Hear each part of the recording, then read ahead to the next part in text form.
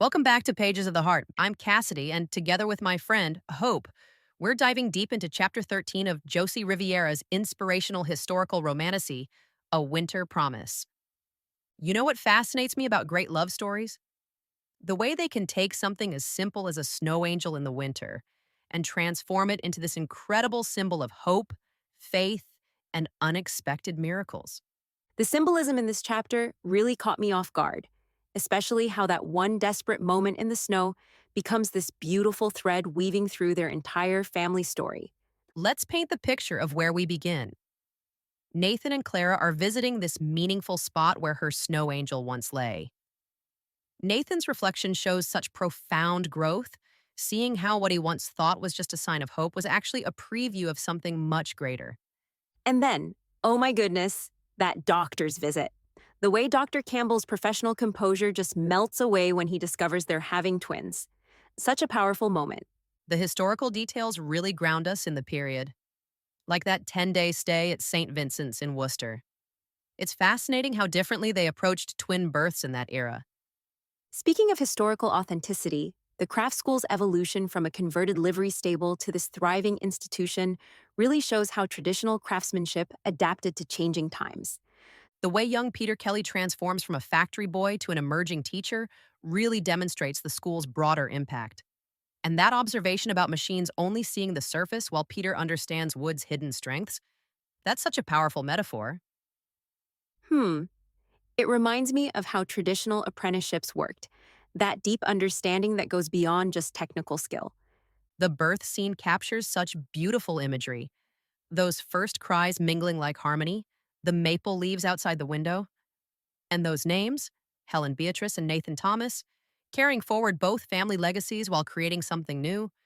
The way Nathan cares for Clara after the births really touched me. That specific Darjeeling tea and those butter cookies with nutmeg. Such tender attention to detail. And when we jump forward to see the twins growing up, well, that's where everything comes full circle. Helen reading grain patterns like poetry at age 7, young Nathan checking wood seasoning just like his uncle read. It shows how deeply these traditions run. You know what's fascinating? How the author weaves in these craft metaphors throughout. The seasoning of wood, the patience required for proper joinery. It all speaks to larger truths about life and love. The school's expansion feels so natural too, accepting students from throughout Massachusetts, becoming simply the craft school despite bearing both brothers' names.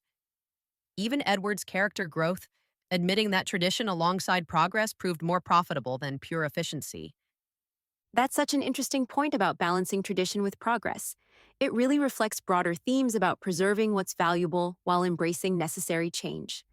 The family tradition of making snow angels every January becomes this beautiful metaphor for their growing legacy. And how none ever quite match Clara's first angel, whose pattern still emerges in spring flowers, and that imagery is just perfect. Well, that brings up something I've been wondering about. How do you think this story speaks to modern readers about patience and trust in difficult times? That's actually a fascinating question. I think it shows how waiting isn't passive. It's actively participating in something greater than ourselves. The way Nathan and Clara's story unfolds demonstrates how faith and perseverance can create something beautiful. Just like working with wood requires both vision and patience. The spiritual elements are woven in so naturally, too. Never preachy, but always present as this steady undercurrent through their experiences. Looking at the broader implications, this story really challenges our modern expectation of immediate results. It shows how some of the most meaningful things, whether it's craftsmanship, love, or family, require time to develop fully. And that final image of the truest pieces shaping themselves, whether in snow or timber or children's hearts, it brings everything together so beautifully. I've thought about what makes this ending so satisfying. It's not just telling us they lived happily ever after, it's showing us the actual happiness, the daily moments, the legacy being passed down through generations. Remember that sometimes the most beautiful stories are the ones that remind us that hope isn't foolish and that love really can multiply beyond our wildest dreams. Keep believing in the power of second chances and the courage to create beauty in a world that sometimes values only the practical. Yes, And thanks for joining us on Pages of the Heart, and stay tuned for the last chapter, the epilogue. And be sure to follow us and subscribe to this channel so you never miss an episode. If you enjoyed today's chapter, a quick rating or review goes a long way in helping more listeners find us. Until next time, thanks for listening.